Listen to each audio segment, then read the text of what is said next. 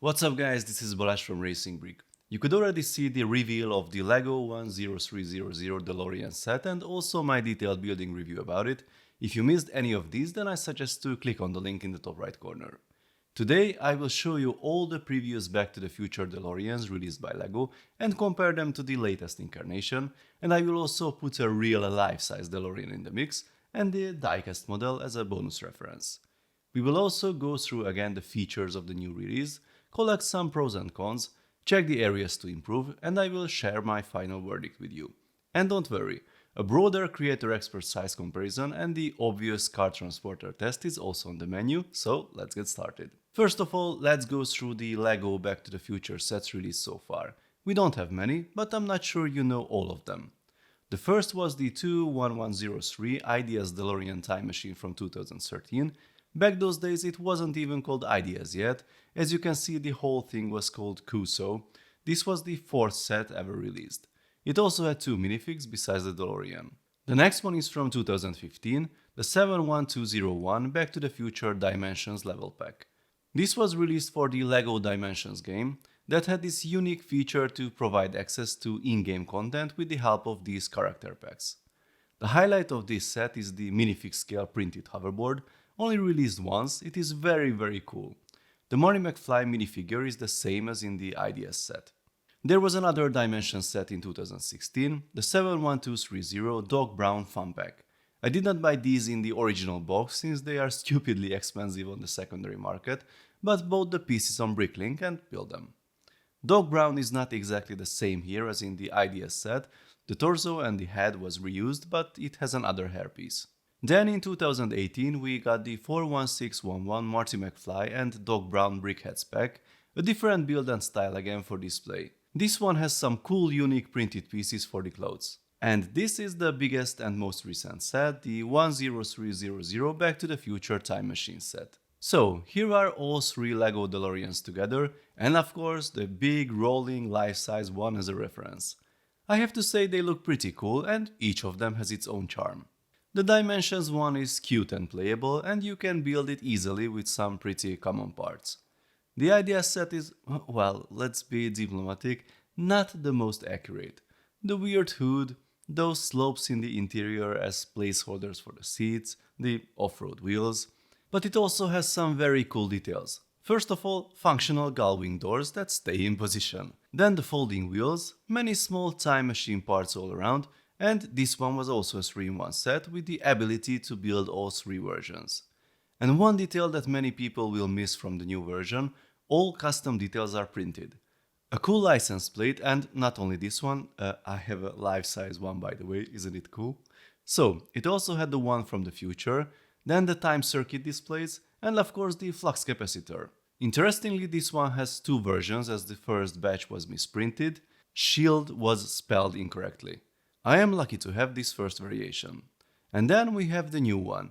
Due to the size and piece count, this one is the most detailed and most impressive obviously, and I have to say it is done pretty well. If you take a look at this photo, the overall proportions and the dimensions are fine for me. There are of course differences, but I think it is a good approximation of the real thing at this scale. One thing that will bother some people is the wheel size.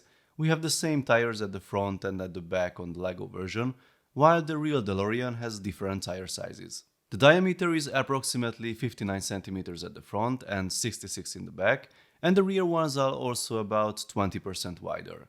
Based on the photos, I would say the rear one is the correct match for this diameter, but I'm not sure if LEGO has any tires that fit the same rim and would look better for the front.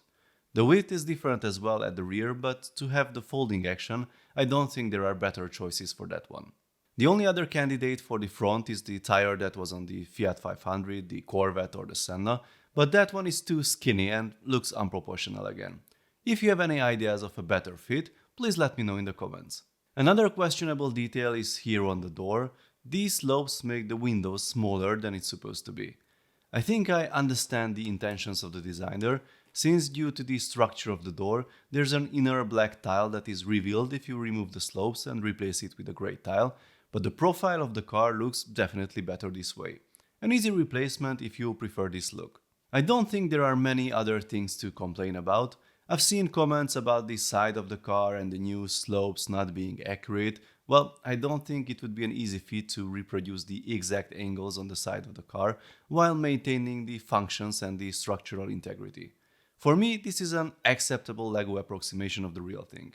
I would like to say a few words about the real car here. It was a truly amazing experience to see it in real life. Many thanks again to the Hungarian DeLorean Club for this great opportunity. It is simply unreal how fresh this 40-year-old design looks even in 2022. It is still futuristic, and with the stainless steel panels it looks nothing else on the roads today. Might not be the most comfortable car to drive around, it has only 2 seats.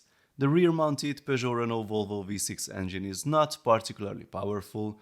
The visibility is a bit challenging, the sun visor actually cuts your already limited field of view in half, but the look, the whole concept and the story of the car is fascinating. If you are interested in these things, I really suggest to take some time and learn more about the development of the car and John DeLorean himself. It's not an everyday story, and it's a shame that the DMC-12 only had a very limited production run, and it was already over before Back to the Future was released and made it truly famous. Talking about the movie, let's take this diecast model out of the box. It was sitting there as an unopened display piece so far, but now it's time to take a closer look. As you see, the scale does not really match with the new Lego model, but we can observe and compare some of the details. I have to say that the flux bands actually look much better on the Lego version. I know some people don't like how they are disconnected here and there, but the overall look is still better for me. The model also represents the version from the first movie, and you can see the great amount of details that are also present on the Lego model. And again, I have to say that some details, especially the colors of certain elements, is more accurate on the Lego version.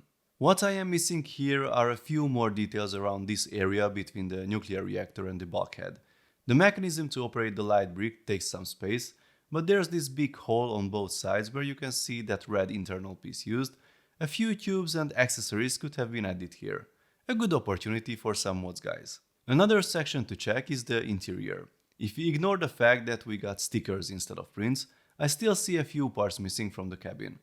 We have some gauges, the time circuit displays, the keypad, also the time circuit switch console, but the bulkhead is a bit empty. There's the most important element, the flux capacitor of course, but the part I was missing here is the field containment system display, also known as the Christmas tree. Unfortunately, due to the structure of the door, that area is mostly covered when it is closed, so it would be a challenge to add anything there, but I trust in the skillful modders of the community. Let's see if they come up with a solution. The area between the 2 seats could also use a few more buttons, gadgets and cables. So, all in all, the diecast model has some extras compared to the Lego version, but I don't think there's a clear winner here. There are many things that this one does better. As a summary for this set, there are way more positive things than negative ones for me. The whole building experience, the mechanism of the folding wheels, all the details added. The set is not perfect, but it's very good. Prints could have been nice instead of stickers, but I can live with those. The single biggest issue for me is still the lack of closing mechanism for the doors to keep them open. They are an iconic part of the look, would be nice to display the set with the door open. Some of you asked if it is possible to replace the pins to add more friction.